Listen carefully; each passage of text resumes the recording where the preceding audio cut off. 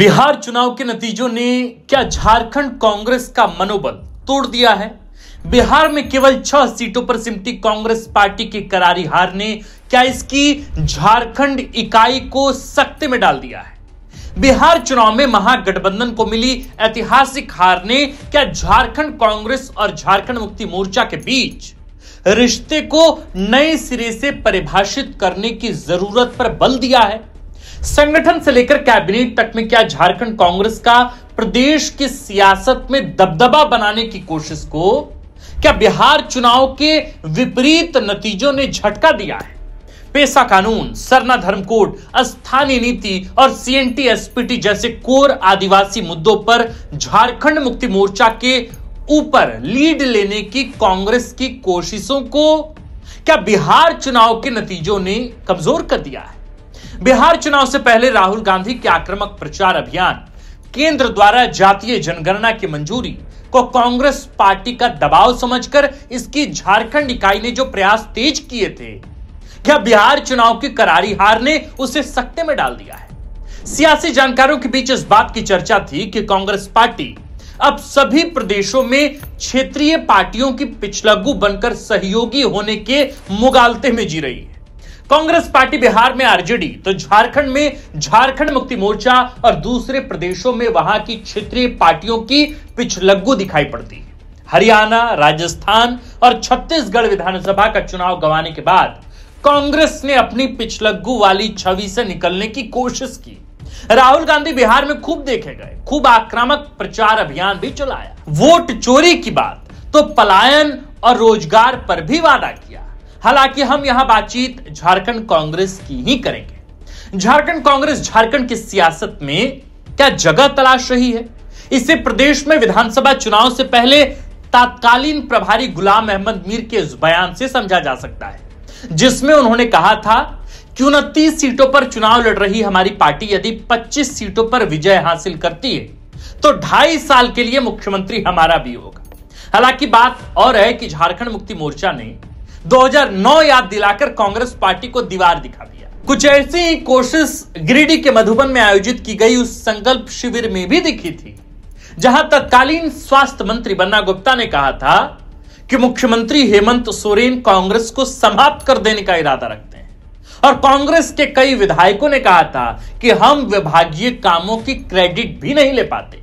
सियासी जानकारों ने कहा था कि आप क्रेडिट कैसे लेंगे जब आपकी सीटें ही झामुमो के रहमो करम पर है। खैर, पिछले 1 साल में कांग्रेस ने झारखंड में अपना जनाधार बढ़ाने की कोशिशें शुरू की और इसके लिए आक्रामक अभियान भी चलाया। आलम ऐसा कि सरना धर्म कोड पर राजधानी रांची समेत सभी प्रमंडलों में प्रखंड स्तर पर कांग्रेस पार्टी ने रैली कर डाली तो झामुमो की तंद्रा टूटी। पहला बयान ही कांग्रेस कोटे की मंत्री शिल्पी नेहा तिर्की की ओर से आया कि बिना सरना धर्म कोड के हम जातीय जनगणना नहीं होने देंगे। पंचायती राज विभाग कांग्रेस कोटे के पास है और पेशा कानून को लेकर भी अभी झामुमो से ज्यादा गंभीर कांग्रेस पार्टी ही दिखाई पड़ती। दलित चिंतन सम्मेलन का आयोजन भी कांग्रेस पार्टी की तरफ से किया गया ताकि दलितों की समस्याओं को समझकर उनका समाधान तलाश कर उनके बीच जनाधार मजबूत किया जा सके।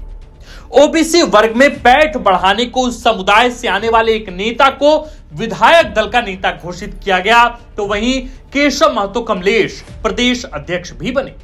संगठन सृजन अभियान के तहत प्रखंड और जिलाध्यक्षों की नियुक्ति तक में सरकारी नौकरियों की तरह आरक्षण का प्रावधान किया गया। बावजूद इसके जिलाध्यक्षों की नियुक्ति में सिर्फ टव्वल हुआ, उसकी चर्चा कभी और तसल्ली से करेंगे।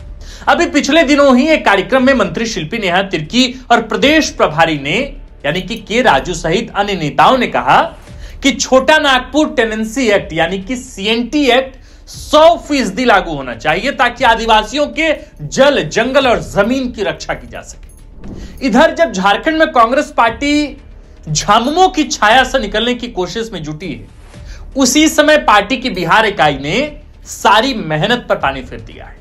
60 से ज्यादा सीटों पर चुनाव लड़ने वाली कांग्रेस पार्टी पड़ोसी राज्य में महज 6 सीटों पर सिमट गई। कितने?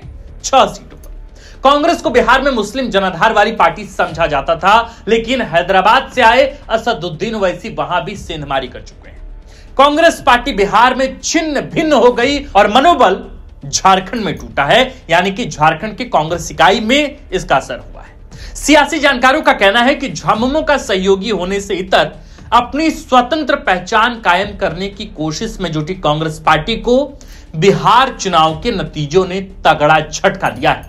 वहीं घाटशिला उपचुनाव में 38,000 मतों से जीते झारखंड मुक्ति मोर्चा का मनोबल 7वें आसमान पर है। परसों ही बिहार चुनाव के परिणाम के आने के ठीक बाद प्रेस वार्ता कर रहे झारखंड मुक्ति मोर्चा के केंद्रीय महासचिव सुप्रियो भट्टाचार्य ने तो तंजात्मक लहजे में कह दिया कि हारे का सहारा हेमंत हमारा। यदि बिहार में कांग्रेस आरजेडी गठबंधन इस मंत्र का जाप कर लेते तो ऐसी शर्मनाक हार नहीं झेलनी पड़ती। अब बिहार के नतीजों के बाद कांग्रेस मजबूरन ही सही झारखंड में झामुमो का छोटा भाई बनने को मजबूर है।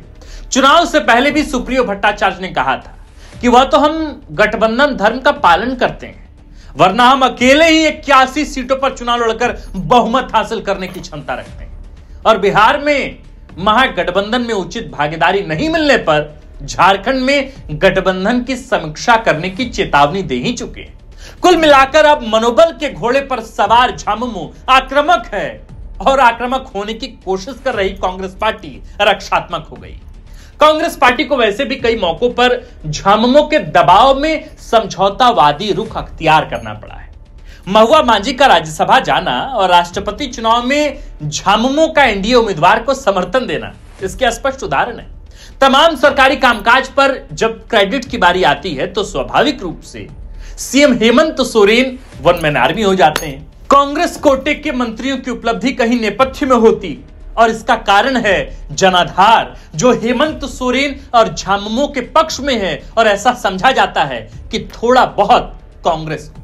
कुल मिलाकर कांग्रेस को शीर्ष से बूथ तक पार्टी संगठन में बहुत काम करने की जरूरत है। ऐसा तभी संभव है जब शीर्ष को जमीन का तिया पांचा पता हो, और असलियत तो यही है कि कांग्रेस को यही नहीं पता है। तो मेरे प्रिय दर्शकों, सवाल तो यह भी है कि जो परफॉर्मेंस कांग्रेस का बिहार में रहा है, जिन 6 सीटों पर वे चुनाव जीत कर आए हैं, क्या इतने पुअर परफॉर्मेंस के बाद उसका एक स्वाभाविक असर झारखंड कांग्रेस की इकाई पर भी है? क्या झारखंड में जो कांग्रेस हमलावर होने की कोशिश, आक्रामक होने की कोशिश और एक कदम आगे चलने की कोशिश झामुमो से जो कर रही थी, क्या अब उसे एक तरह से अपने कदम पीछे करने पड़ेंगे, अपने रुख में नरमी बरतनी पड़ेगी? सवाल यह भी है कि क्या वाकई मुख्यमंत्री हेमंत सोरेन बिहार में कांग्रेस के परफॉर्मेंस को देखते हुए अब कांग्रेस के नेताओं को भी अपनी इशारों पर नचाएंगे? क्योंकि बड़ा भाई छोटा भाई का गेम बिहार की तरह झारखंड में भी तो है। बहरहाल, आप इस पूरे मुद्दे को कैसे डिकोड करते हैं? आप इस पूरे मुद्दे को कैसे समझते हैं? क्या वाकई बिहार चुनाव का असर झारखंड में कांग्रेस पर भी पड़ेगा, राजद पर भी पड़ेगा? आप जो भी सोचते हो कमेंट कर नीचे लिखकर जरूर बताएं। आप देख रहे थे द फोर्थ पिलर। हमारा नाम आकाश आनंद है, कैमरे के पीछे है विक्की, और इस खबर, कंटेंट और रिसर्च को लिखा है हमारे प्रिय साथी और कंटेंट हेड सूरज ठाकुर ने। वीडियो को अंत तक देखने के लिए आपका बहुत बहुत शुक्रिया।